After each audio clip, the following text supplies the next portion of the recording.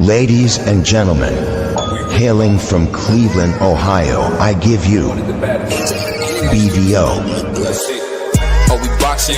Yeah, we boxing. I need that belt like it ain't no other option. So we punching and weaving and blocking. Defeat ain't an option. Let them know. Shoot a video, put it on BVO. Let them know. Every time I punch, it's a heavy blow. BVO, bound to hit like bricks cause it was set in stone. Let them know. I ain't getting body, but I'ma hit this flow. Yeah, way more than a show. This is BVO.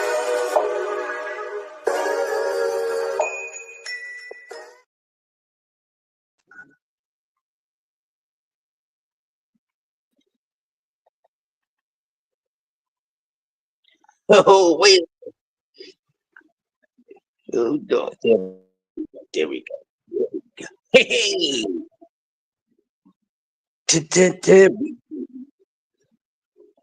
Good now. We good now, bro.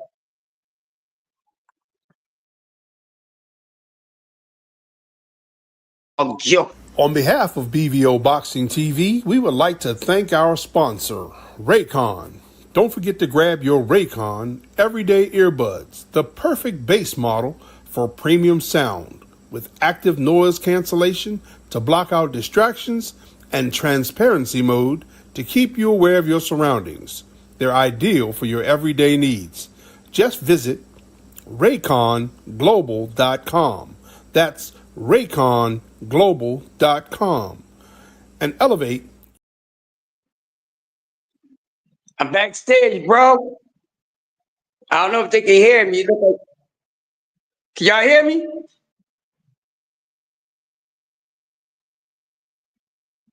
It's saying I'm backstage.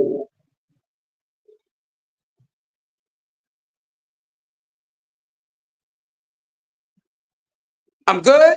All right, cool. It's crazy because it just reads that I'm backstage. All right, cool. We rocking. What's happening, y'all? It's that time of the week, that time of the day. Hold on. I'll come right back there because I'm getting feedback, bro. I'm gonna go out and come right back there. I'm getting feedback. All right. And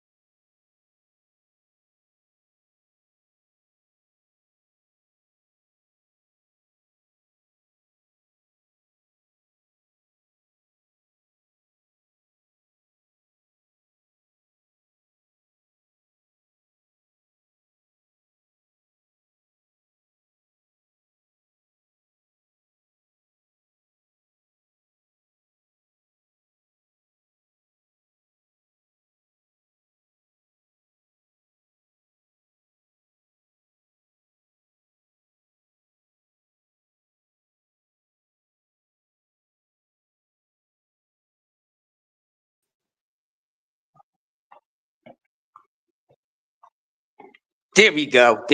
Good now, bro. All right, cool. Sorry about that, y'all. Welcome to another dope episode of Coffee and Donuts for Grown-Ups, right here on the best sports network in the US of A and around the globe, in Sports Talk Network, right here on BVO TV. It's the master ceremony. Yes, I am the master of ceremony. Forget all them other nicknames. We gonna get busy this morning, man. Master of ceremony, the sergeant of arms.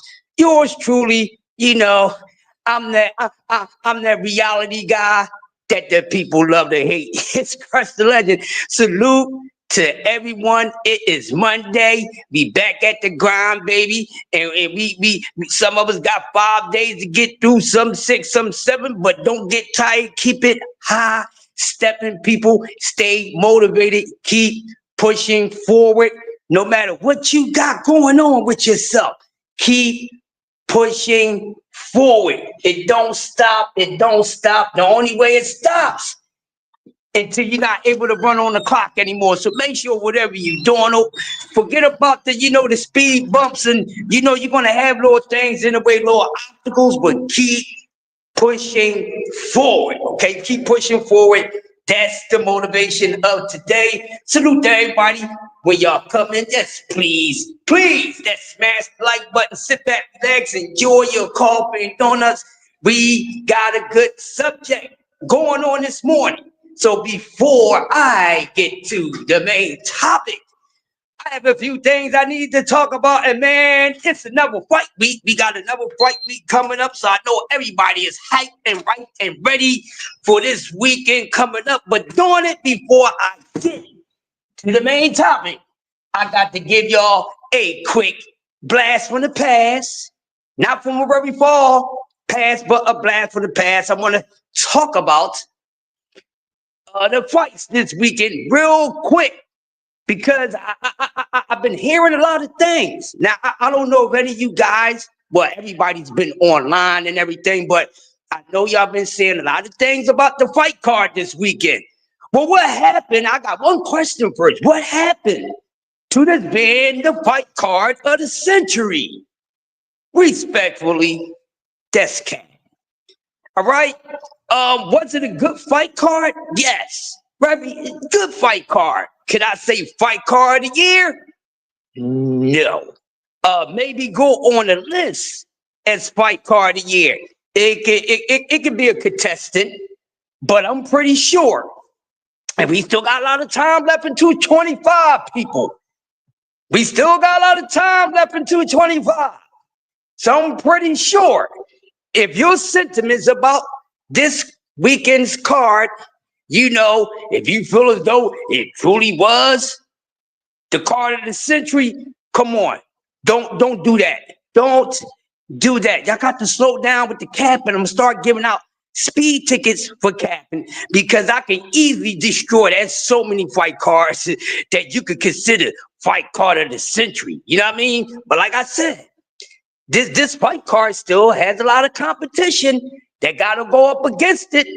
Okay, so maybe one of the fights of the year, maybe it can go on the list, but we still got a lot more boxing to see. So I think y'all should pump y'all brakes on that. It's just my honest opinion.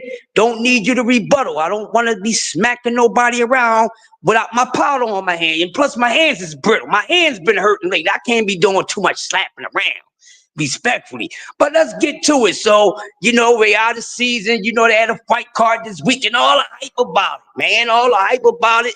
The main event, Bivol and Better Be Best. And a lot of people is saying that some people think Bivol won.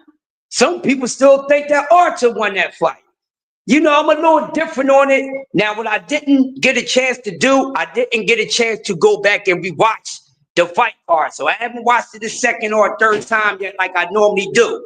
But from what I've seen, I'm just going to call out what I've seen, and everything you guys can add on to what y'all think about, what y'all saw also. So here's the thing. So it was a good fight card, nonetheless, good fight card.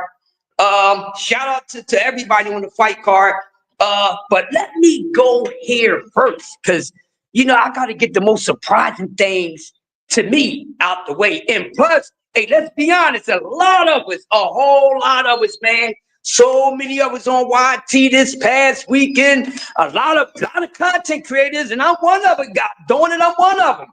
A lot of us was wrong this weekend, man. A lot of us was wrong. And normally, when the fight cards come up, and then when everything come out, after the events is over, everybody do their recaps. And I noticed this is one of the very few times that I seen to where mostly all the content creators. Well, a lot of the content creators was actually wrong because a lot of us agreed on a lot of stuff. But see, this is one thing about the sport of boxing, ladies and gentlemen. Anything can happen. Anybody can have a moment. Anybody. The baddest man in the game can have a bad day at the office and not so much of a productive day at the office, and vice versa. But let me just get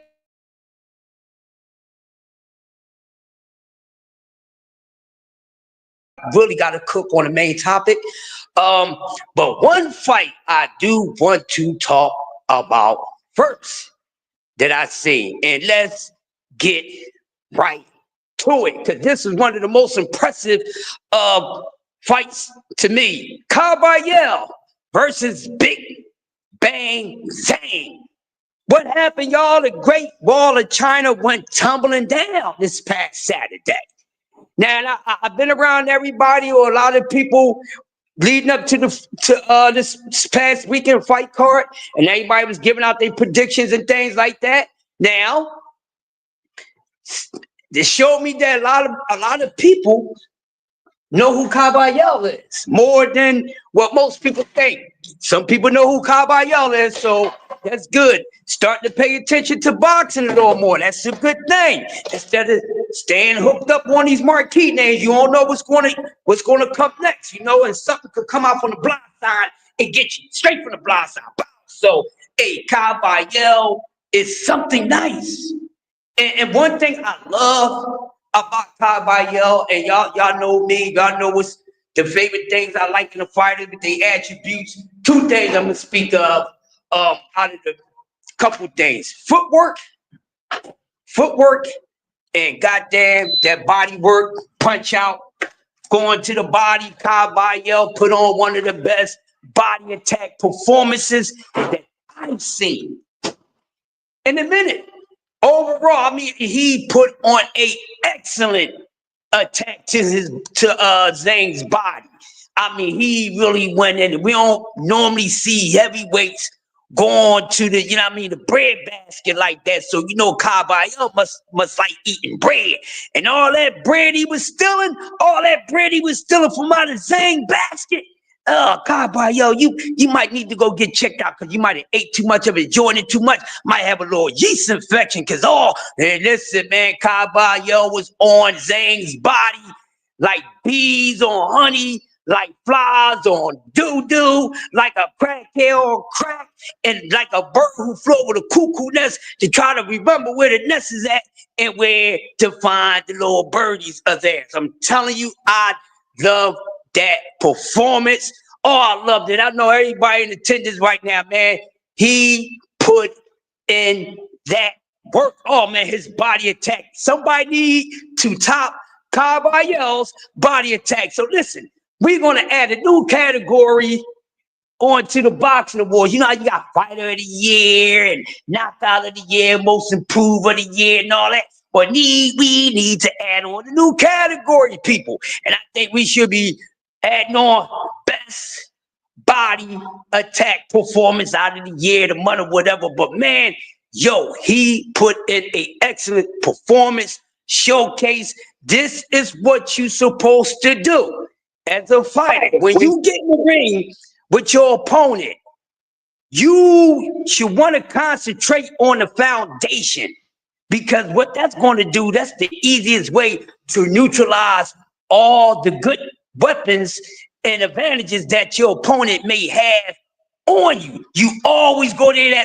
going to that bread basket. That foundation is never going to steer you wrong. People, it's not going to steer you wrong. And he went there. So when y'all talk about body attacks and body punching a couple times, I done heard y'all give out a little too much extra credit for some body work, but goodness grief, Charlie Brown, man, he put in that work on Big Zhang, and he just kept on banging and banging and banging. He got strip rolls falling out, egg rolls, wonton soup, you know what I mean?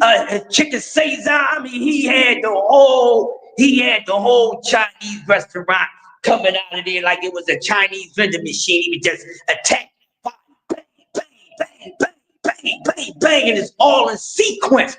1, 2, 3, 4. 1, 2, 3. Y'all notice you see that sequence and it was working all night because it'd be 3 to the body. Then you ended up top, throw a shot up top, maybe an extra one, but there was nothing Big Bang Zane could do.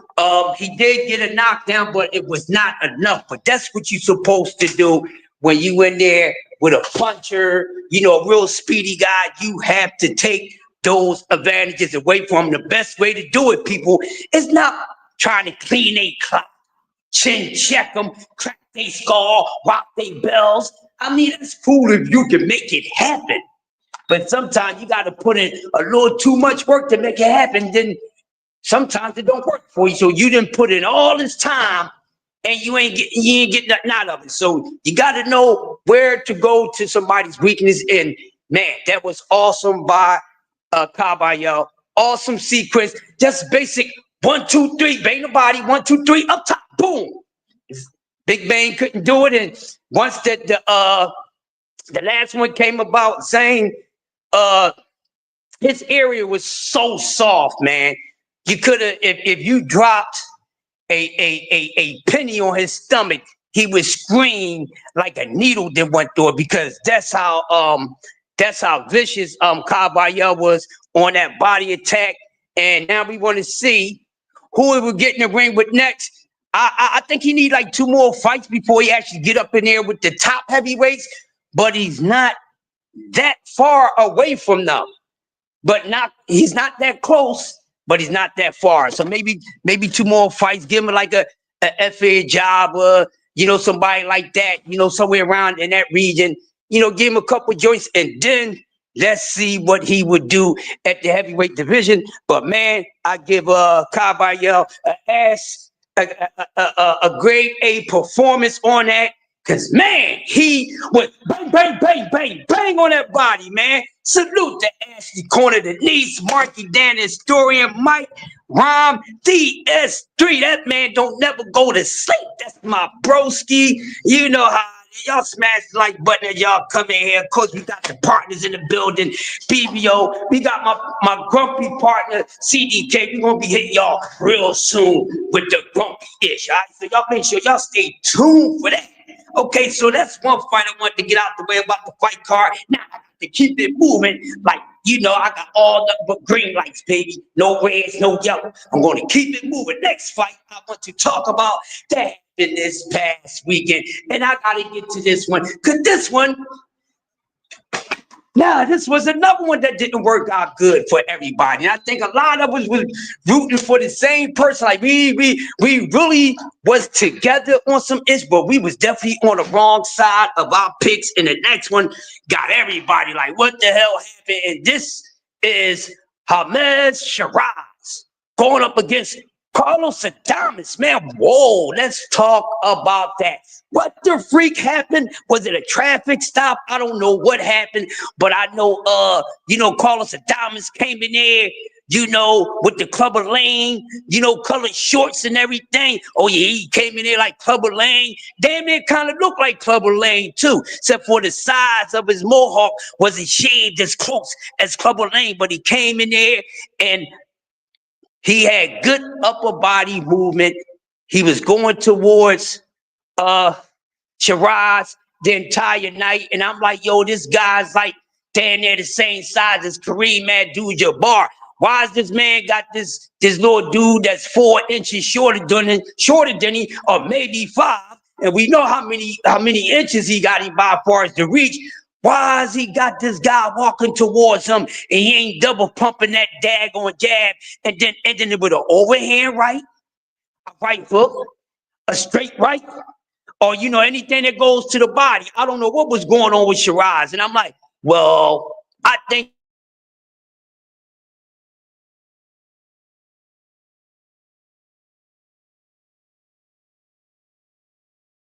but nothing but a fan of the sport, and people give you the money, make these fights. You don't have nothing. You don't really be saying anything.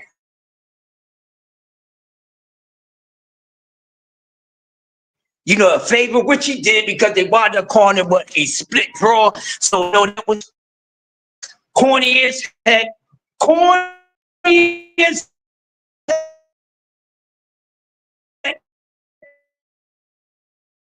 Don't want to see that. It seemed like that there was not some things that was wrong with that fight card, but some people think the entire fight card was scripted. They think it was scripted and everything.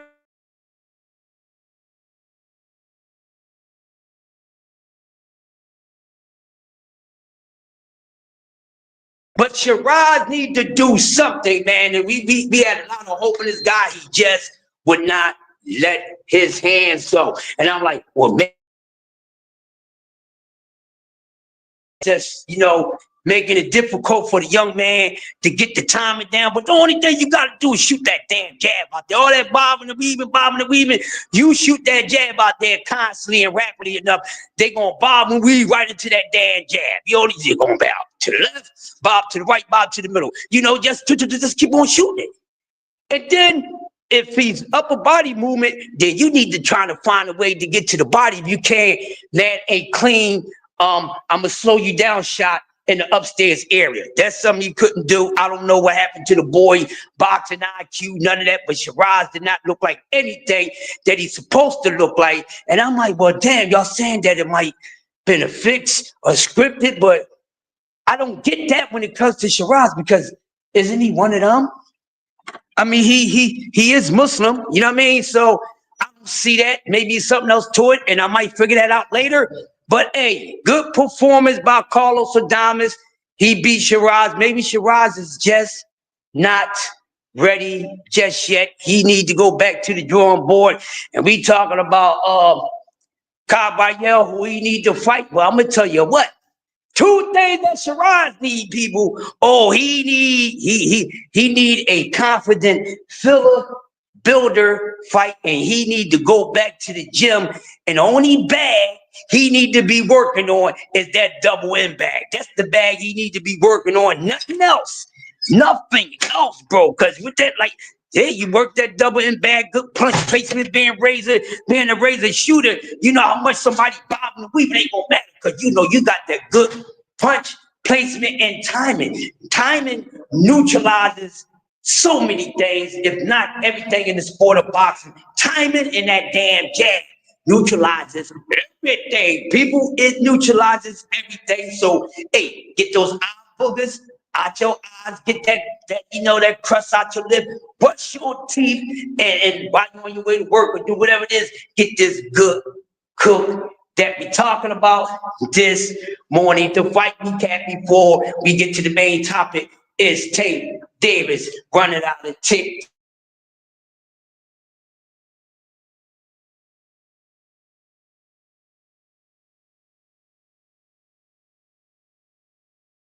Just be patient with me. Thank you. Also, thank you. And thanks to our sponsors, Raycon.com. Yeah, I mean, make sure you go down to RayconGlobal.com and listen to the OG in high definition. Listen to me talk boxing, do some Raycons. It's like listening to Boys to Men sing acapella. Because I'm that damn good.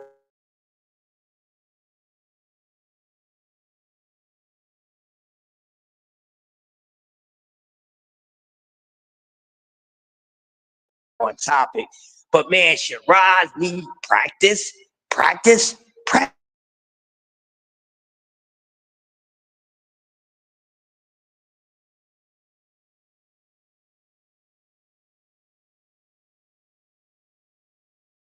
I mean, could it be that he got sort of, stage fright or whatever the case may be? I don't know, but it looks straight. So into the rest of the card.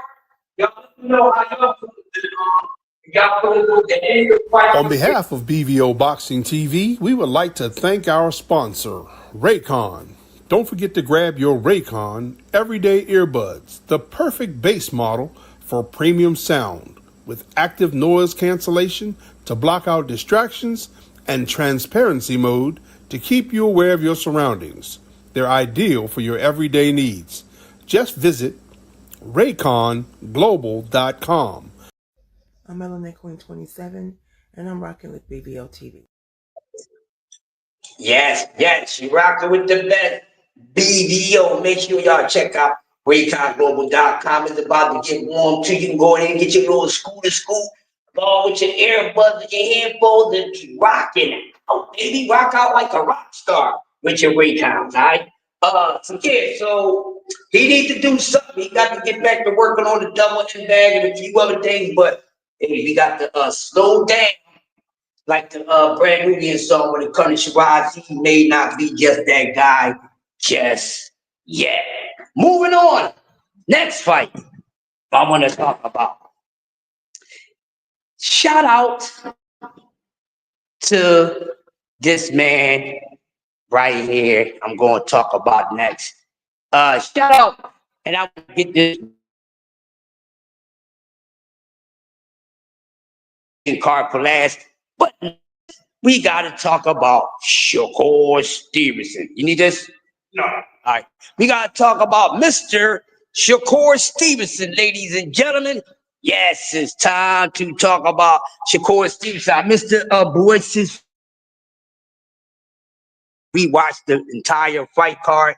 I will come back and talk about that. But next, we're talking about Shakur Stevenson. People, now we know Shakur Stevenson was supposed to jump in the ring, but get in the ring with Kid Schofield. For whatever reason, something happened. It did not work out. I'm going to leave that there. They have to deal with it. No need for me to bring any heat on the Schofield that they might have just bought onto themselves. And I feel as though it's going to be kind of hard to find another promoter if they got dropped from Golden Boy. I don't know yet, but we have to see. But that was not a good move either way by the Schofields. Hopefully, when all this going over and some things happen, and then we can see if the man can, they can get back in the ring and gain the respect again from the fans and the graces from the fans to want to see the young kid fight. But mostly probably made some enemies. No, I'm not an enemy of the Schofields, but I'm an enemy of funny stuff. Since I really don't know what happened, I can't cook too much. You hear me? But it wasn't a good move either way. Oh, we got my man in the building. We got Big Dre in the building. I don't know where this guy been at, people. This Coffee and Donuts been going mayhem lately, and Big Dre ain't been around. This Coffee and Donuts just going off, we about to kick ESPN out the way and everything else. And, my co-host right here for Coffee and Donuts, he just been going to sleep on me and waking up. He ain't answering the phone. He said, forget Coffee and Donuts. He just gonna wake up and have his bacon and eggs and all that. And he left me stranded, but darn it, I'm gonna forgive him because I still love him, because that's my brother. Big Dre, good morning to you. Happy Coffee and Donuts for grown-ups. Happy fight week. Happy past fight week. How you doing, partner? I'm doing great, man. I'm doing just great. Happy Monday morning. It's fight week, y'all. It's Tank's fight week. We gonna have a good time. We gonna get ready for this fight. But first, we got to get last week's stuff out the way, because we had a good card over the weekend with a lot of good fights on it. And as you mentioned, Shakur went in and fought the replacement fighter in Josh Padley. Right. All because, Kid Schofield, him and his daddy, they got to doing some things, and I don't know what happened, man. It was not a good look for them. But at any rate, they were doing their thing to continue doing their thing. He got sick, along with a couple other people, and things went south. So they didn't get a chance to fight. And shout out to Josh Padley for going in and doing his thing and proving what a warrior he was. The man got a phone call on Tuesday around 11:30, called his boss on midnight, got up Wednesday morning to go take a physical, give his Right. All right, Big Dre, let me ask you something real quick, right? Because I was just about to get into what I think about the Shakur and Patty fight. So I'm going to just say something about it, and then you can just pick up from there since we right on Shakur and Patty. So first of all, hey, shout out to Shakur Stevenson. Shout out to Joshua Patty. I think that's his correct first name. I'm going to just call him Patty. Shout out to Patty.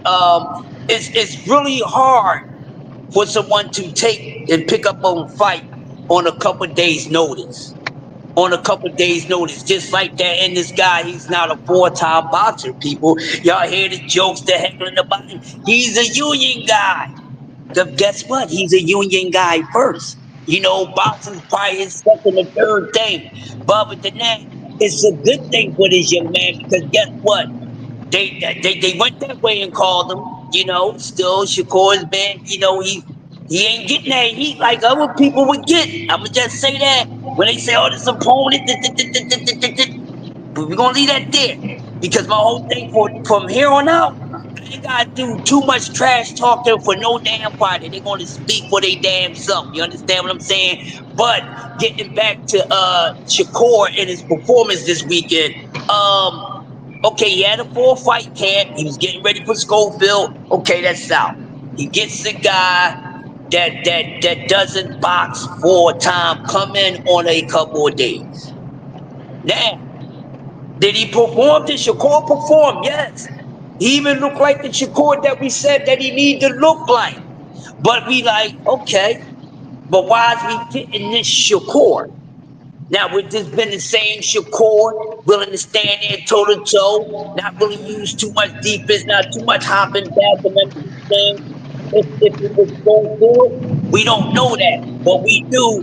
But we do know what we found out that he felt very comfortable with doing exactly what he did because the level of opponent. So he knew he didn't have anything to really worry about. He knew it. It's not, you know what I mean? He knew it.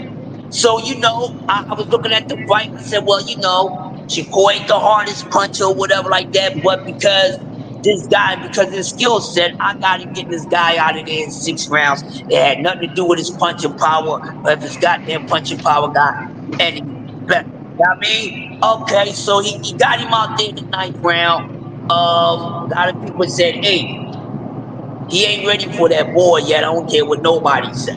I'm tired of going back and forth and saying about who behind. So they just need to get in the ring and make it happen. But I will say this before I pass it to you, Big Dre. Like I said, good performance. That was against a guy you were supposed to do that against. Not experienced guy like that. Some people said you should have got him out there sooner. I leave that to the jury. But I will say this: it was good to see Shakur Stevenson mixing like that. But I'm not too sold. I need to see him do that same exact thing. I need to see him do the opposite of the De Los Santos like he did against opponent for training cat, somebody that's going to give him, make him think a little more than a guy he did not have to worry about for 1 second in the fight. And I'm gonna give it to you, Big Dre. Well, like I was saying, I'm shouting out Josh Padley because he came in and gave, again, like I said, he gave a Warriors performance. He got the call on Tuesday, took his physical and blood work on Wednesday. He signed his contract on Wednesday night so that he could make his flight arrangements on Thursday morning. On Thursday, he flew for 6 hours so he could get to Saudi Arabia and be in a different time zone. On Friday, he weighed in and did interviews. And on Saturday, he was in the ring boxing. I'm going to give a shout out to Josh Padley for lasting 9 rounds with an elite fighter such as Shakur Stevenson. I make no excuses for him getting stopped the way he did. But shout out to Josh Padley because he did provide us with a Warriors performance. Shakur Stevenson, you know, everybody's going to, say what they're going to say. He did perform admirably the way he's supposed to perform. Um, but my thing is, a guy who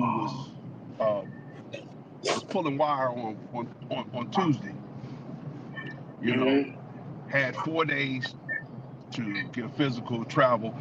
get his contract signed, make it to the fight, weigh in, do interviews. I mean, the man didn't even have a chance to go for a nice run, and he lasted 9 rounds. And I'm gonna leave that dead. Uh, Shakur did he did what he was supposed to do, and I would like to see him um, in a fight with a known reputable opponent. Uh, before I put him in the ring with that little guy from Baltimore, uh, he may be able to dance between the raindrops, uh, but it's harder to do that when you're in the middle of a thunderstorm. So uh, it was a good card. It was a good fight, and I want to also shout out to Dmitry Bivol for his win against Artur Beterbiev.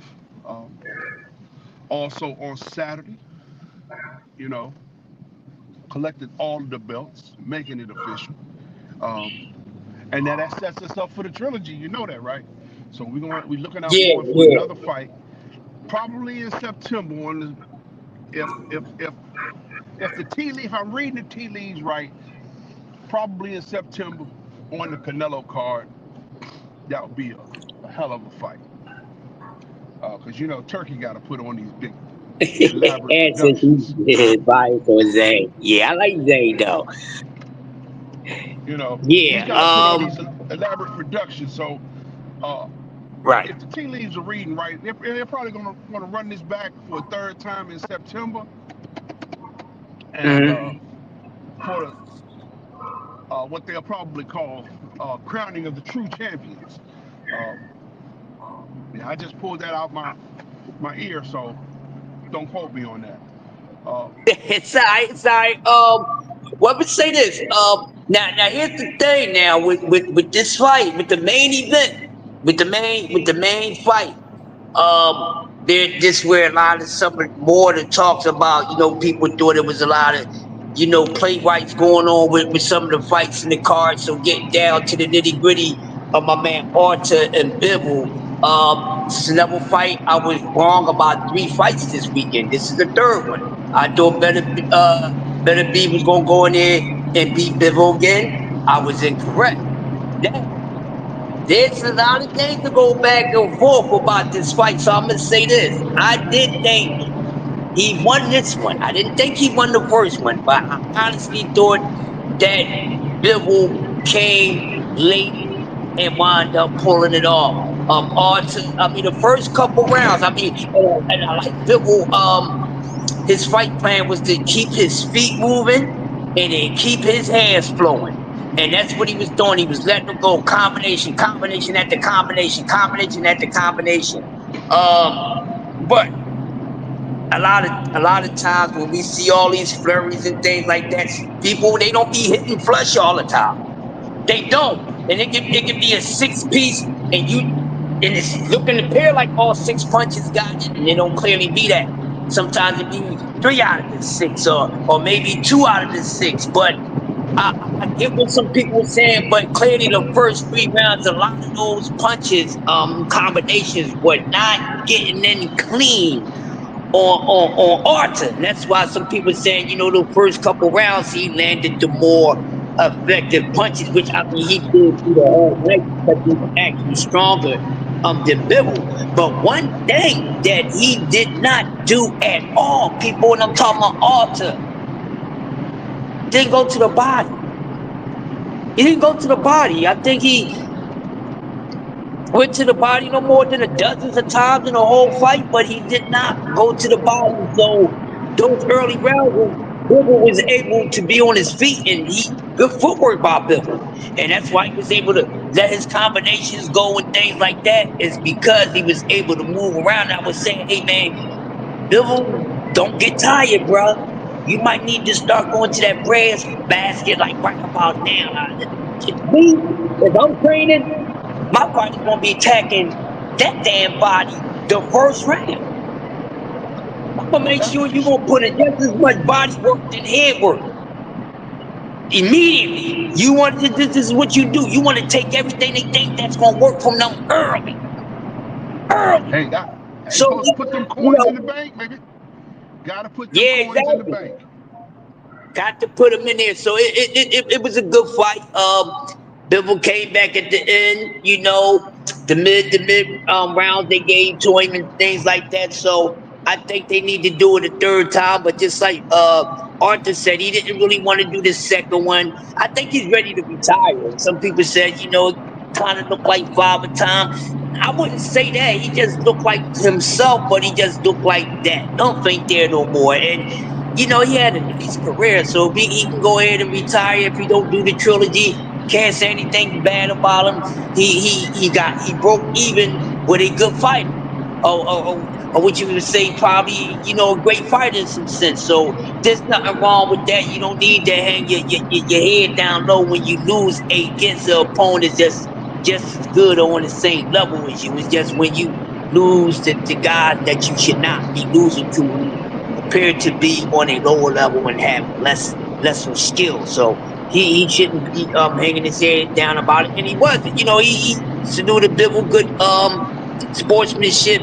But I don't think it's any no more. You know what I mean? So if it's not any no more, go ahead and get it out of there. But you know, go ahead and do the trilogy and just go hang him up. But he had a good career. But man, I want to see Bivol. I need to see Bivol and my man David, the Mexican monster killer. That's the fight I want to see, people. We always talk about. Where did he do next? Where did he go, Joe? Where did he go, Joe? Well, I'm telling you where Joe need to go. He need to go see David Benavidez. I think that fight will be a good fight. Oh, it will be a good fight. It will be a test for David Benavidez when he got a guy like Bivol who's fundamentally sound. And you know, he throws those combinations, he throws those rapid punches just like David. It'd be rapid fire back on forth. Now, who's the better punch placement? Got the better punch placement and who's actually a little stronger, you know, got a little more up in their punches, is gonna be a good one. And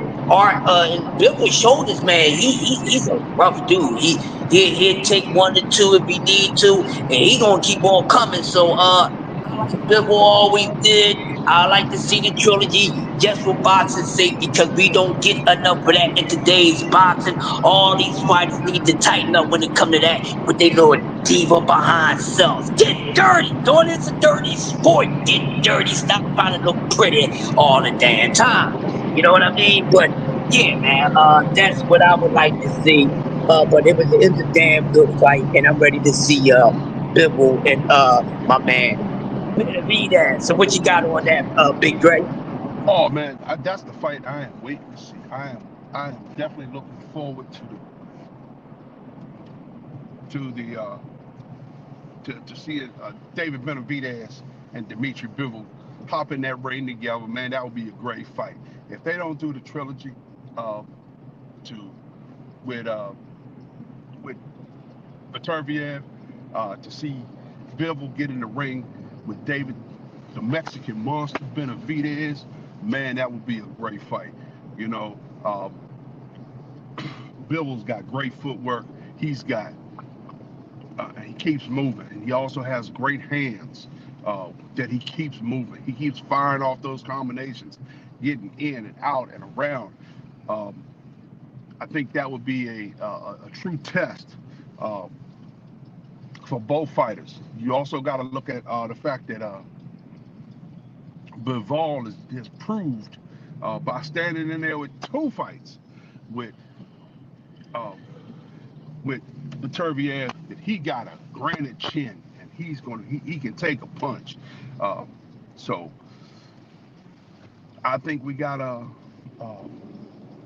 an opportunity for a couple of great fights coming up. And whether they headline a card themselves or are placed on a card with somebody like Canelo, I think that will make for great entertainment. You know, so the other fight that kind of ticked me this weekend was Bakole. I thought he would last longer than that, man. You know, I give it to him for stepping in at the very, very, very, very last instant. I mean, this man got a phone call on Thursday and was in Riyadh on Saturday. I think he took his physical in Riyadh. But he stepped in and performed. So he shout out to Piccoli, even though he had a short fight. But this weekend's card, man, is coming up. It's coming up on on Saturday. And we're going to be in New York. I'm going to be in the house. I am got my ticket. I got my train ticket. I'm going up on Friday. And I'm going to hang out in New York on Friday. See if I can go to the weigh-in because it's open to the public. They got, I'm going to the fight on Saturday night. You know, so this is going to be my first opportunity to go to a live Tank fight because he was here in DC. I was out of town, but I'm going to this one. It's close enough for me to get to, and I got my ticket early, so I was almost able to afford it. So you gonna be in New York? Are you coming to New York for the weekend, Crush? Right. What you say, Dre? I said, are you coming to New York for the weekend? No, I got a fair to do this weekend too. Actually, I'm hosting a banquet here in Philly, so I was gonna come, but I got called.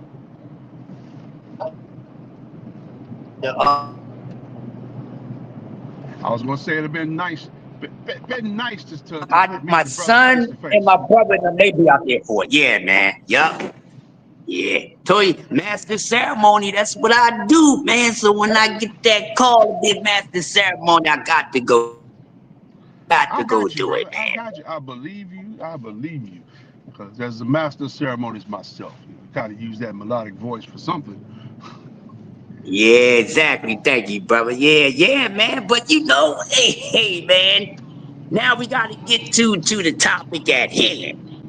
Is Tank running out of time? Now, people, this may hurt a little bit. For some people, this may hurt a little bit. But one thing about me, I speak honest on all fighters. I would speak in the honor of a fighter if it's deserved, no matter who the fighter is. No matter if it's my favorite fighter or not. I'm just a fair shooter. Y'all not like that, so that's why y'all take that so personal. You know, listen to Gangstar. You know, take it personal, or, you know, whatever the case may be. But it's Tank running out of time. I wouldn't say that Tank is running out of time. Because to say that Tank is running out of time, that means that the sport itself is running out of time. Because none of these guys really have much more time than the other. Even with the newer guys coming in. Because we never know what's going to happen the next day or the next night. But one thing is getting kind of, you know, it's just going to run out. Is the fact is this, that Tank needs to fight certain fighters. Well, I'd say they need to fight each other. I'm not just going to put that on him because it's not just his fault. No matter if you agree with me or not, it's his fault to an extent, and then to an extent it is not his fault. Because the thing is that everybody keep talking about who he hasn't fought and making it seem like everyone else surrounding, especially the guys that we want to see him fight, that you figure that would make his resume, because these names are not on his resume, so his resume ain't good. But people, think about what you said, because as much as you want to see this one guy fight these certain dudes, and they would make you respect that resume or his resume or whatever, that ish works the same exact way. Because I'm not going to put too much into a guy. I want to see a guy get in the ring and fight somebody that I don't want to see him fight. But my thing is, ain't none of these guys did anything. None of these guys don't have a legacy yet until their career is over. Amen to Right? that. Another thing I'm gonna keep saying, I said this last night. Stop trying to dictate somebody's legacy. We don't get to question nobody's legacy unless we know what their legacy is. We don't know what their legacy is. Not none of them. For real. The Their legacy begins when the career ends. exactly, and what they want, They don't and what understand that. exactly, and what they want out of their legacy. Everybody ain't here for the same exact thing, but I've been telling y'all for a very long time. The main thing that these people lace up these gloves for is to get paid, not to collect goddamn hardware. Y'all keep on throwing this accolade stuff out there like it means something. Yeah, it means something to them.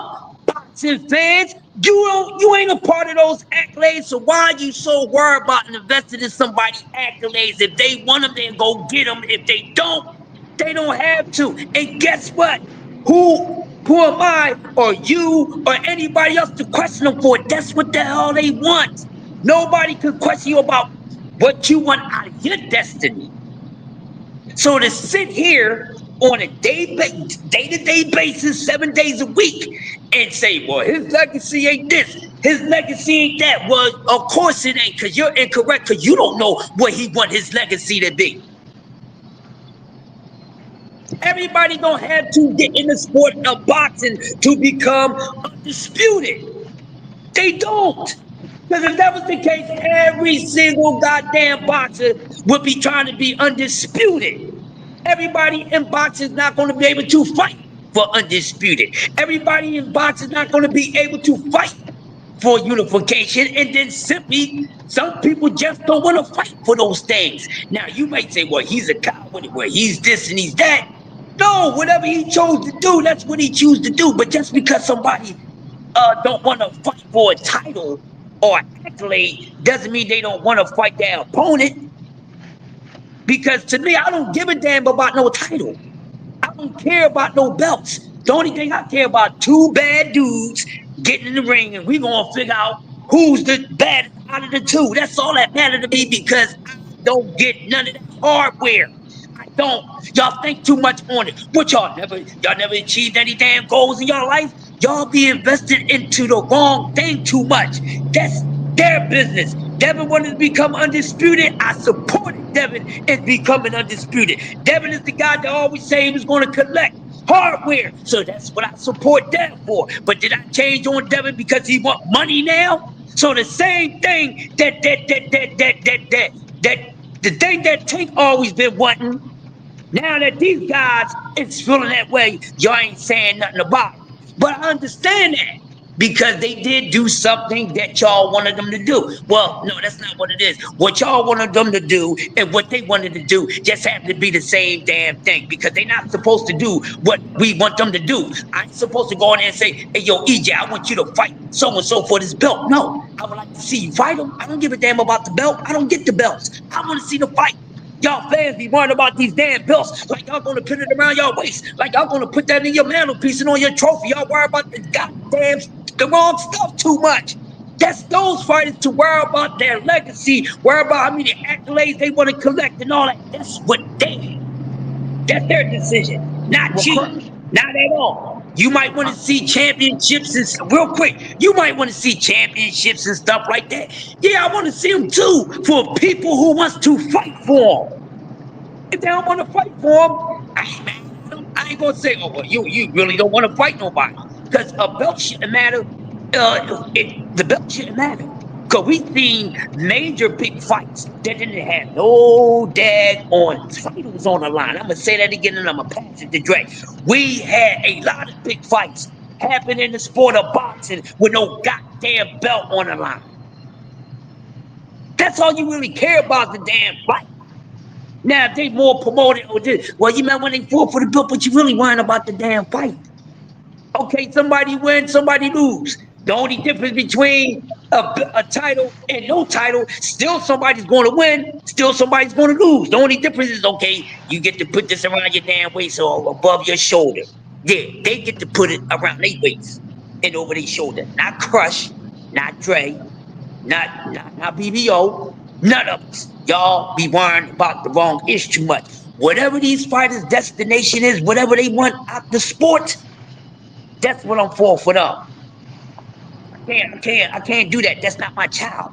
Now, if I had a child in the sport, that's different. But boxing fans, know your damn place. Know your place. So if Well, the Crush, time running out for him, maybe so if he's starting to age people. But I tell you one thing that is played out, that none of these dudes is doing a goddamn thing. None of them. He ain't doing nothing. They ain't doing nothing. It ain't. You can't say, well, he's doing. He the only one ain't doing nothing, but everybody is. Okay, what the hell did Shakur just fight? What did he fight before that? What did he fight before that? Should I go down the list? I don't need to do that. But I'm making a point. Ain't none of them doing nothing. Ain't none of them doing nothing. Ain't none of these dudes looking like they got future Hall of Famers on their damn resume. So yeah, the well, how can board you is tell who's going to be a future Hall of Famer when their careers ain't over? You know, these guys are exactly. 26 to 30. I mean, these are all of these guys are under 30 or 30 and under. And now, and you know, if they fight till they 35, that's 5 more years for somebody like Javante. That's almost 10 years for somebody like Shakur or Devin. Um, you know, these are young guys, and their careers aren't over yet. So we can't say whether or not they're going to be Hall of Famers when their careers aren't over. The legacy doesn't start until the career ends. So you got to get to the end of the road before you can find the pot of gold. You know, you got to the treasure's at the end of the road. You got to get there first. The destination is traveled one step at a time. So we got to keep on moving and let these guys do what they got to do, and uh, and be who they're gonna be. Let time show us who they're gonna be. You know, everybody talking. Does Tank have? Is he running out of time?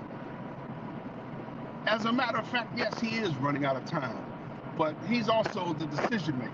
He decides how much time he has left, who he's going to fight,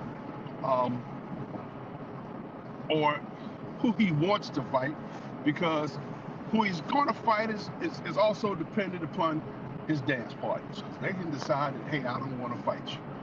We just seen him go through, 4 different players to end up with somebody who finally said, yeah, I'll fight you. Come on, let's make this bag. You know, when you the bag and you control, or you have proven that your fights bring in just exorbitant amounts of money. You know, the Barclays Center has somewhere around 1,000 tickets left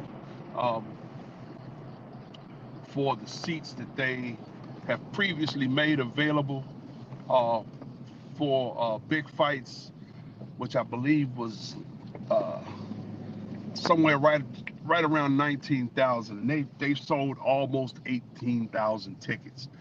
So we are, he's in position to break another live gate in ticket sales, both in volume and in dollars. He's fighting somebody who we'll find out next week how the pay-per-views did. But I heard on somebody else's channel that the pay-per-views sales went on sale on Monday, and that there was a good early response. I don't know what a good early response is, but hey, that's a week out from the fight, and people are buying the pay-per-view already, making sure that they are set. Is he running out of time? That question can only be proposed to Tank, because Tank can control how much time he has left. He has said he wants to retire at the end of this year. Um, he may Yeah, get bro, that. He may you get went that mute. bug to say I want to You went fight a mute. few more fights next year. He might, get in that position where the people say, "Oh, wait a minute, I want to fight Tank before he retire," and they start making that call to say, "Hey, put me on the list, man. I want to get in on this because I thought you were gonna stay a little longer, but now I want to get my name on the list." So making those things making these fights sometimes is proven harder um, because of promotional entities or people thinking that their value is far exceeds their actual worth. Uh, and you about to say something, Crush? Hello.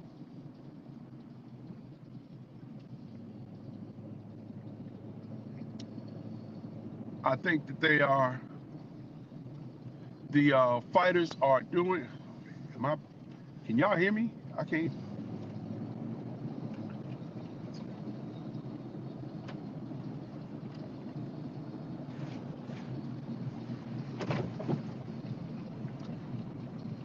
I think fighters should be lining up to get in on the Tank sweepstakes, as they call it, making good money to be in the card, doing what they got to do, making the fight happen.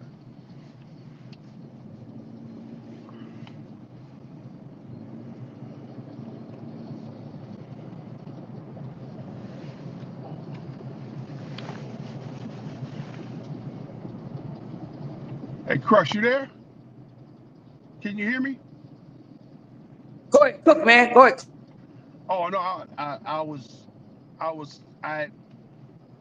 I derailed my train of thought because I got cut off here in traffic. Um, you got to watch these cars because you don't want to tail up 2 or 3 or 4 or 5 of them, or you're out here driving in the morning.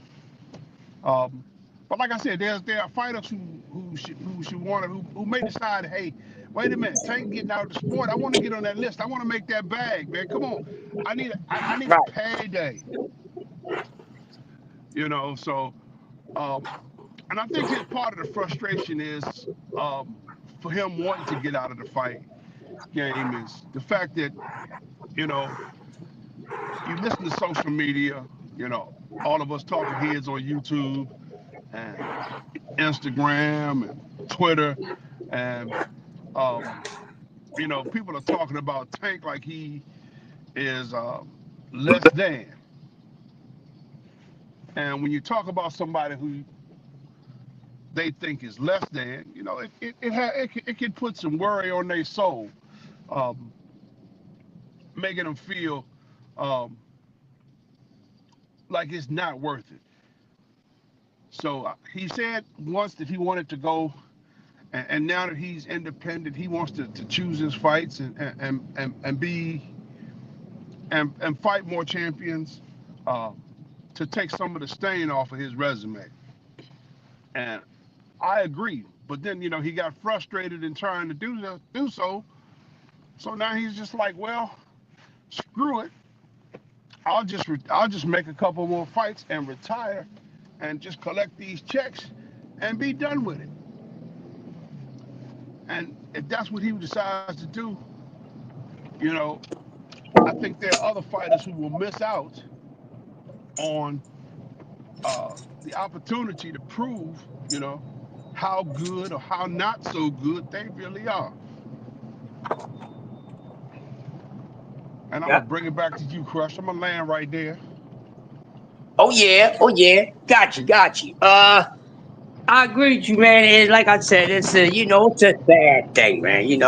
It's a sad reality, and I don't know what to make out of it. But like I said, I never seen in my 40 something years of watching this sport, just see one man just get criticized so much, like everyone else of his peers is actually doing great things, and I don't like stuff like that. I just don't, because it's just hate and dislike, and I'm like, okay, it is what it is, but I don't have time to entertain that stuff, and it's sad. It does.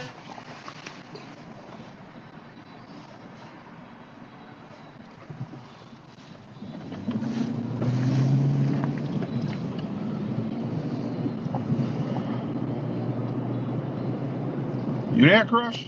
You just went out on Things us. that he tried to do. Oh, when he went to go yell at Loma. Oh, well, remember he ducked Loma years ago. He ain't never ducked no Loma. They ain't never sitting up. Y'all need to stop that nonsense, man. So I don't even like listening to these jokers half of the time. It's always, well, come on, man, stop. Even your favorite fighter is not that hungry enough to get in the ring with the man, or if he is. But I keep saying this. I say, well, y'all can keep going back and forth about it and all that, but somebody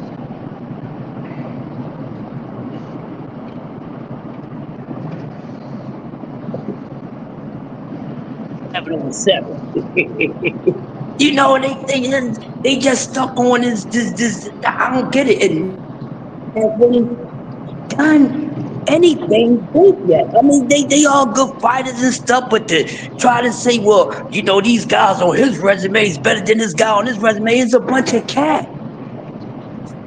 Because outside of a handful of guys, with all the fights that these dudes have, they only really all together have like maybe half a handful or a handful of guys that you can truly say that was I. Then we talk about these fighters. Oh, he's not in a 50-50 fight. He never been in a 50-50 fight. He never been in a 50-50 fight. I never seen none of his peers be in a 50-50 fight either. The only way you get a 50-50 fight, and most fights are not going to be 50-50 since y'all want to talk all this 50-50 stuff. So let me put some 50 on y'all 50 so we can make it 100. You understand what I'm saying? Listen, all fights, it's not going to be 50-50. You think every bout that comes up that is 50-50, you full of cap if you say yes. Because all fights are not supposed to be 50-50. That's why a lot of opponents that they run into early in their careers don't never be 50-50.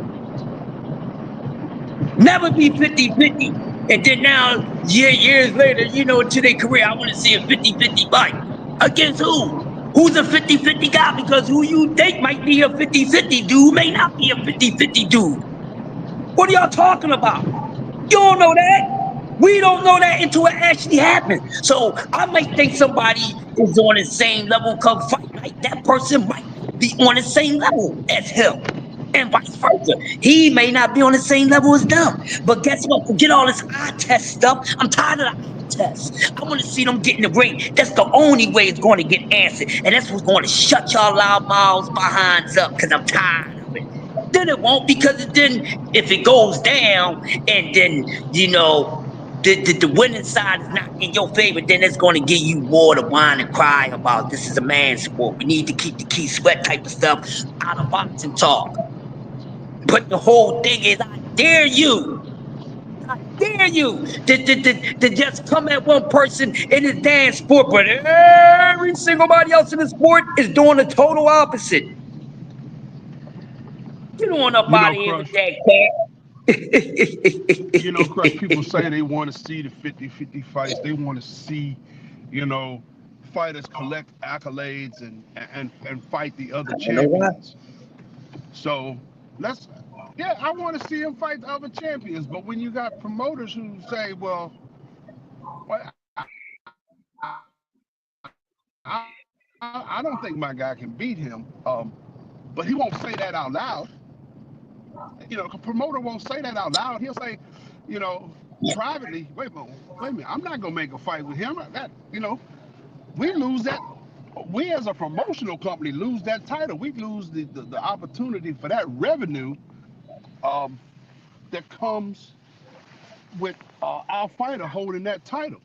And if we put him in the ring with that guy, we lose that opportunity, because I think he's gonna win. And people are scared to say that understand, or they are scared to believe it, that promoters want to stop some of these fights. And Tank Davis is a clear and obvious uh, signal to that fact, because when Top Rank held all of the titles at 135, Top Rank didn't want to have anybody fight Tank Davis. Right. Early in his career, they wanted to put Loma in there with him because they thought Loma could beat him. Then they said, well, wait a minute, that might not be such a good idea. And that was between Bob and Floyd. That ain't had nothing to do with Tank. Tank said, I fight whoever they put in front of me. It don't matter. I just want to fight. So when you got people other people who are controlling your career, and you just fighting whoever they put in front of you, you can't say that. Can't nobody say that you ducked, because that wasn't your choice. And when they say that he ducked Loma several years ago, no. Bob said, I'm not ready to make that fight. Floyd said, maybe Bob, maybe you're right. Maybe it's not time to. Yeah, that may have been closer to a 50-50 fight than the Pedraza fight. And I think the Pedraza fight was probably about as close to a 50-50 fight as you're going to get when it comes to Tank in his career so far. Yeah. Maybe Gamboa. Gamboa had more experience and was. That's about it, Gamboa.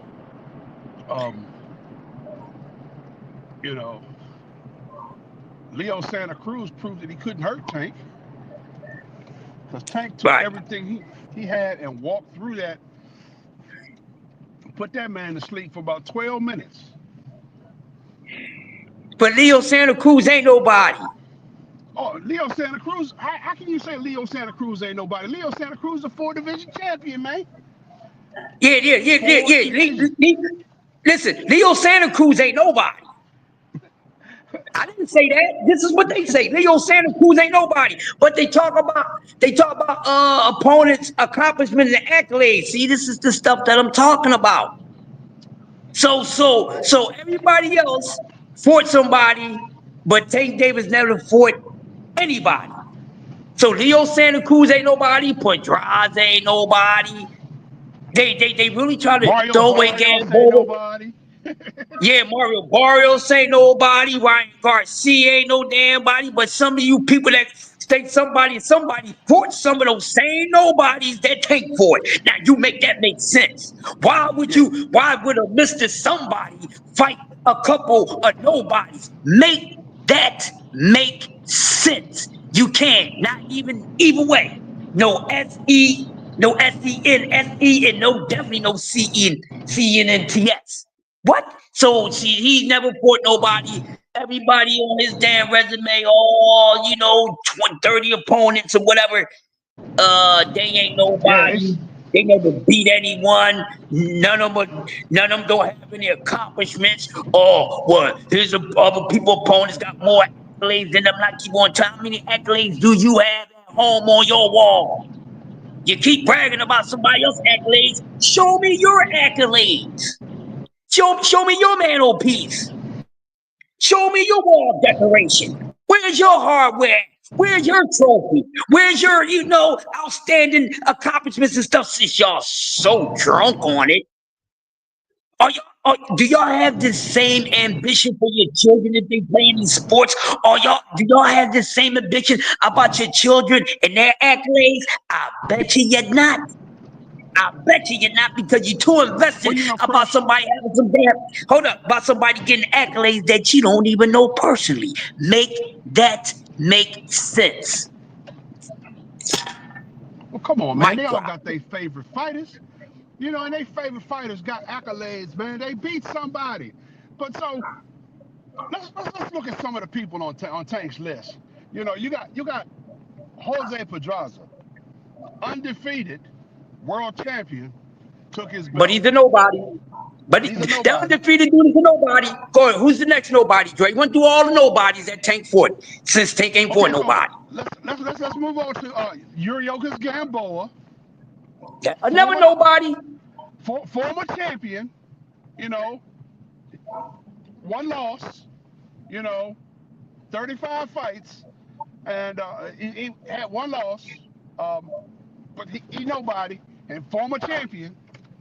Um, let's step up to Mr. Leo Santa Cruz. Leo Santa Cruz, undefeated, 4 division world champion. But he's a nobody. You know, um, we'll move on. You know, we can talk about Mario Barrios, who was a champion at 140 pounds. So he managed to get a championship belt at 140 pounds. Another nobody. Another nobody. He moved up to 147 pounds and managed to get another championship.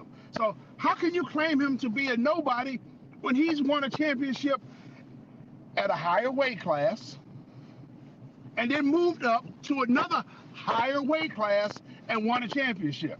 He's a current title holder at 147. Come on now, you can't claim he's a nobody. We talked about Gamboa. We talked about Leo Santa Cruz, 4 divisions, undefeated world champion. We talked about Yuriorkis Gamboa, who was 1 loss, former world champion. Let's take somebody he fought who didn't have a title, like Isaac Pitbull Cruz. Pitbull was an undefeated fighter who did not have a belt, who took Tank 12 rounds. He went 12 rounds with Tank. Well, he proved his mettle with Tank, and what did he do? He went out and got him a title. He lost that title, and what did he do? He went out and got another one. I can't call the man a tomato can because even after he lost to Tank, he went and got a title on 2 different occasions. I can't call him a tomato can. He went 12 rounds with Tank.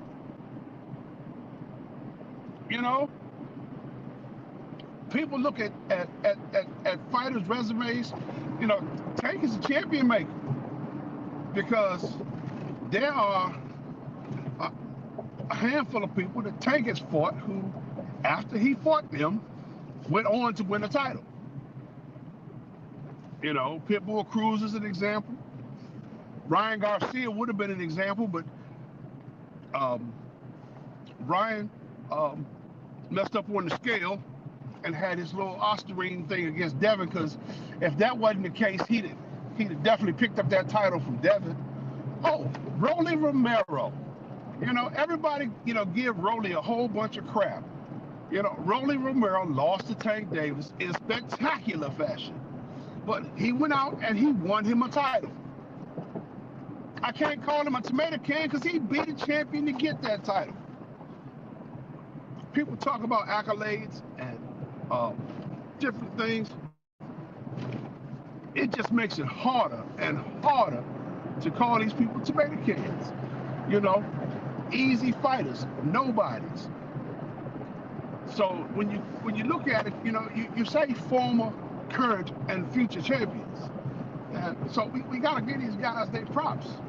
And we got to give Tank his props because he's out there beating guys who are championship caliber. And when you look out here at his last opponent, Frank the Ghost Martin, I think Frank is about to go out here and find him a title. He says it's probably going to be at 140. But I think he's about to go get him a title. So let's see what happens. Yeah, but it's so many. Crush, can you hear me? Yeah. No, you good, bro. You good. But yeah, it's the man ain't for nobody. But the ultimate question to the answer is his time running out? Yeah, his time is running out because he's controlling his time. See, y'all gotta think about this first. before y'all keep quantum leaping into things y'all shouldn't even be worrying about. Here's the thing. When these fighters, when they start their careers and stuff, they already have mapped out how they wanted to go. Even if they don't get as much wins, they already got how many years they want to spend in there and all that. They already done thought about it. It changes sometime as their career, goes on. They might want to stay a little longer, or they might want to, roll out a little sooner. But the thing is their career. And yes, is Tank Time running out? Yes, Tank Time is running out because Tank is ready to leave the sport of boxing. This is the reason why Tank Time is running out, because Tank said he ain't got time for this ish. He's not trying to be at a certain age still being in the sport. That's respectful. That's that man wishes is his effing career. So he got every right to decide when he want to retire, unretire. That's his career, not yours. You pick your own career to critique. Is your career better than his? Those guys run their career, not us. So whatever he choose to do, I'm going to support it. Then if he choose to do something that I don't support, oh, well, that's his career. That's his choice. I'm not going to say, oh, well, this and that. No, that's what he choose to do. That's what he choose to do. Just like y'all choose, they hate and said this man has fought 30 no damn bodies. Okay? So a couple of your favorite fighters fought some of those same nobodies. Okay? So y'all should watch your mouths when y'all say that out of y'all mouth. Y'all should watch what y'all say. But it is what it is. So yeah, his time is running out because he's ready to get up on out of here. He done took all the ridicule and the unnecessary over criticism and stuff like that. People thinking he's scared of everybody that he ain't got in the ring with, acting like these guys pump so much fear in somebody's heart. These dudes they as scary as heck. They ain't saying they got to be scared. They ain't got to be scared of them, but they're scared. Don't tell me fighters ain't scared. Oh, they murders. They're not scared. Goddamn, that's a warrior. Is he scared when he's in the goddamn green line? You think a goddamn soldier ain't damn scared in the damn green line with that M16? Or you think he does all Braveheart? Really? Y'all really think that? So if it's, and I'm one of them. So y'all mean to tell me that everybody that ain't no nervousness? You's a goddamn lie. You probably had butterflies in your damn stomach the first street fight you had. That's natural instinct. So don't tell me ain't nobody in this damn sport scared of something. Don't tell me that. I ain't trying to hear that. Or what kind of life did you live? Because I know no matter if you getting it down for the crown or not, you're going to be scared some. I don't care what you say. You're going to be scared some. Because what you doing to somebody, you don't want that done to you. Get on out of here with that nonsense. You're going to bear that. Tired of you making freakish with this fake behind stuff. This ain't no reality show. This real talk. This ain't no acting over here on these cameras and this keyboard. It's not here. Definitely not here.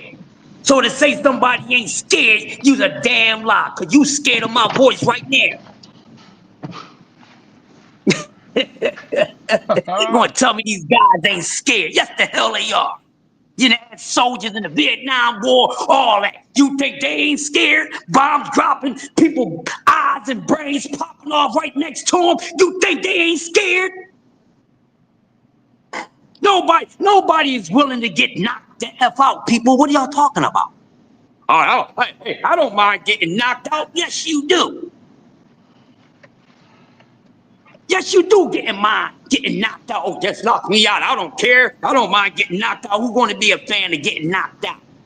Don't make no daggone sense. You little children of the corn, y'all need to stop this nonsense. Y'all need to stop the nonsense and just let the boxing talk mature. Because there's been a lot of little immaturity in the boxing talk. All this damn hate. Sound like we in a woman goddamn conversation. I ain't even seen so much hate for men in my life. This is what the women's supposed to be talking about. All the hating and all the, stuff that they watch. They watch baddies and all this stuff. This is damn boxing. And y'all up there hating. Wrong with y'all. I gotta run around with a moist meter. Know what I mean? To see how moist you people are. Ain't no need to run down with a lie detector. Y'all blow that up, because we know y'all be lying and catting out the middle of y'all damn teeth. Won't you floss between your teeth and get the lies out of there instead of the food? But yes, his time is running out because he had enough. He had enough. That's why he's going to try to do something that he want to do, no matter if you like it or not. At least he's going to try. What have they done? I ain't seen nobody try to do nothing. That's all I hear is all this damn going talking. I ain't really seen none of them dudes try to do nothing. Don't tell me what they did. They didn't make it happen, but I know Ryan talked his mouth into a damn fight. I know Rolly mouthed his ass into a damn fight. How they get to make a damn fight happen? Don't give me the bull crap. Don't say in-house. Well, in-house makes easy, and that's why Bob Arum is bull crapping around with 135, because he should be having two of his damn guys fight for belts right now. But y'all worrying about all his guys fighting Tank. Y'all horrible. Y'all horrible. Then y'all with this tag team stuff and all this. Ain't no friends in boxing. Ain't no friends in boxing. Ain't no friends in boxing. None. Well, I take money over friendship. Oh, let me have these ones. I'm gonna go up. Thanks. Yeah, so don't give me that nonsense. Don't give me that nonsense. I ain't trying to hear. Not at all. Too much capping, too much hate, and you grown behind men make boxing talk seem like a damn soap opera debate. This is not, as the world turned, General Hospital, and none of this boxing talk, but y'all bring y'all hate over here. Y'all been watching, y'all sit down and watch them goddamn reality shows with y'all women. That's why y'all bring that type of conversation over in the man conversation. This coffee and donuts for grown-ups. This ain't milk and cookies and glitter and gold and all that nonsense. Y'all got to get that away from here with that. But these fighters, they got in the sport for whatever reason. They got in the sport. I didn't put them in the sport. I didn't recruit them. You didn't recruit them. They got in the sport for whatever reason they wanted to get into the sport for. Not for you. Not for me. At all. What they want, if they want the hardware, then that's what they're going to do. If they want the money, that's what they're going to pursue. If they want both, then they're going to pursue both. But you, I, and everybody in between don't get to say what the hell they supposed to be doing. Won't you respect what they want to do instead of what you want them to do? Because like I said, you just a damn fan. So you don't get to say nothing. Y'all be critiquing on stuff that you ain't got no business critiquing on. That's their career. So how you gonna criticize this man about what he went out of his career? I want to get paid. Get paid, bro. Y'all talking all these damn accolades. Don't you know there's a whole bunch of broke-ass champions in the world? Don't you know there's a whole bunch of goddamn broke-ass champions in the world? They got a whole damn hallway, decorate a whole wall decorated for, and can't even pay their damn bills. They can't even sell that damn hardware because ain't no damn value on them. I'ma say it again. They can't even sell the damn hardware because they ain't got no value on it. That's why they stay broke. Because guess what? If they did, then they would have sold all that ish. So don't give me that bull crap. You got a bunch of broke-ass champions, unified and all that. That ish don't mean nothing.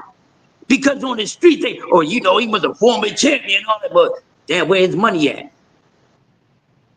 No, he's a champion, but where's the money at? They ain't gonna, you talk about somebody that's a former fighter on the street, and you like, hey man, he was bad back in the day, man. He was a champion. He fought this person, he gonna fought that person. They gonna say, but where's money at? If it don't look like they ain't got none of the money, if it don't look like what they fought for is showing on them. But ain't nobody gonna say, hey yo, the boy right there, man, you know what I mean? He was a boxer, yo. He made a whole lot of money. They might say who did he fight or who did he beat, but they ain't gonna ask who he fought for a damn belt. They just gonna ask who did he fight and who did he beat. But see, it don't matter, because you can have a guy that went in the ring, had a boxing career, never won a belt. But guess what? He got Daffy Warbucks. He got Daffy Warbucks. You could tease me all day. Yeah, Daffy Warbucks. You could tease me all day. Damn, man, I remember you was a professional fighter. You got your ass whipped. You right, I did. Those guys are simply better than me. But guess what? My pockets is fat. Showbiz and AG. I like my pockets fat, not flat. At the end of the day, ain't nobody doing none of this ish for free, you knuckleheads. You want to get paid. Okay? So all this decoration, this and decoration ain't gonna pay no damn bills. You can't picture your children do school and this, that, and other can't buy you all these things. You know, you can't trade those hardwares in for $1 million and stuff like that. Try to take it to a pawn shop and see what they give you for that goddamn heavyweight title belt. They're gonna be like, I don't give a fuck, this is a pawn shop, bro. This is the best I can do. At the end of the day, if you're doing anything, you're supposed to be doing it to get fucking paid so you can take care of your family and have generational wealth. That's what it's about. Because you can't have no generational wealth with a bunch of hardware, goldware, silverware, bronzeware, and all that. You can't build generational wealth off of that. So you got to make money and you got to invest. But like I said, there's a whole bunch of decorated fighters that live poorly, people, and it didn't even have anything to do with poor money management. Everybody that's a champion, just because you're a champion, you're going to get that accolade, doesn't mean that you're going to make that money. Look, this has been another dope episode of Coffee and Donuts for Grown-Ups right here on Sports Talk Network with yours truly. You know, that reality check guy that y'all love to hate. It's the master of ceremony, the sergeant of arms, the grumpy OG. I'm all these things, you know, along with my man, my big brother, Big Dre in the building, my co-host. He been away for a little bit, but he came back. He ain't even leave me 2 donuts. He said, man, I ain't been here. I'm taking all the donuts on our table, Crush. But he left me with enough coffee. Hey, So listen, beautiful people. Listen, beautiful people, we on our way up on out of here. It was a dope cook. We appreciate everybody that come through and kick it with us like it's a game of football. We really appreciate y'all, and make sure y'all tune into us every time we come on. We on 5 days a week between 6 to 6:30 a.m. from Monday to Friday, and then y'all know from Monday, Wednesdays, and Thursdays, and sometimes 5 days a week. You could join us at 8 p.m. where we got the whole fam up there, you know, D-Free, Prize Fighter, the whole squad, and you know, the STN posse. Make sure y'all check us out, because we be cooking all type of days. So with that being said, y'all have a blessed back to work Monday. Don't make it a miserable day for yourself or nobody else. It is fight week. We didn't see Shakur, now we got to see Tank. And I know the haters is thinking, Tank gonna pull a stink. Well, I tell you what, grab your popcorn and get ready, because it's going to be something, and we will continue to build on this boxing talk. Later on today, go and check out Jay Hardcore if you want some pancakes and stuff like that at 8 o'clock. And then if you just simply want to go over and eat soul food for breakfast, you know, you can go with my man C-Man Ruffin, because he likes to eat chicken wings, T-bone steaks, mashed potatoes, and string beans for breakfast. You know what I mean? So make sure you even go over to my man C. Ruffin, the No Duck Zone podcast. So go check out Jay Hardcore with the Morning Breakfast Show, taking off and blasting off like a rocket, even though we ain't from NASTA. It's the masters of ceremonies. I am Crush the Legend. That is my partner, Big Dre in the building. BVO, my partner, my brother from another. We out of here like last wear, fashion wear, and we will see you guys soon. You got anything else to say, Dre, before we roll out? I got one thing to say. I want to give a This shout is out a sick Negro. and who have listened to us ramble as we talk about this beautiful sport that we love called boxing.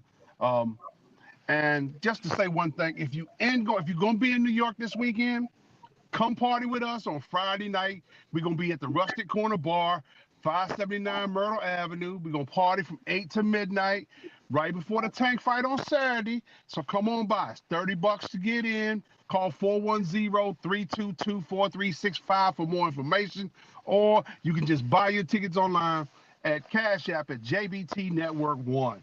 You know, we're gonna be in there Friday night. That $30 gets you in, it gets you fed, and we got door prizes. So come on out and join us Friday night, and we all gonna have a good time. With that, BVO, hit your sponsor, and we out of here.